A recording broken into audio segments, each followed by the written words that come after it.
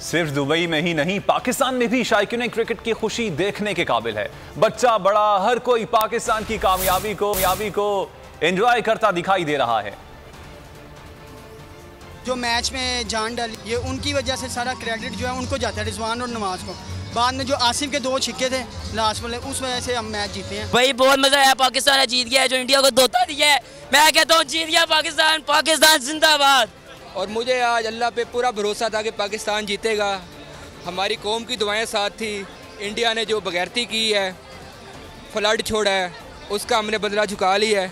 इंशाल्लाह पाकिस्तान फाइनल में भी मैच जीतेगा। पाकिस्तान जिंदाबाद। पतन जीते, हम बहुत खुश हैं। और वैसे भी इंडो पाक के मैच में यही होता है कि पाकिस्तान जीते अच्छे तरीके से। एक बार फिर नंबर 1। सब्सक्राइब करें और बेल दबाएं ताकि कोई खबर रह न जाए। सब्सक्राइब करें और बेल दबाएं ताकि कोई खबर रह न जाए।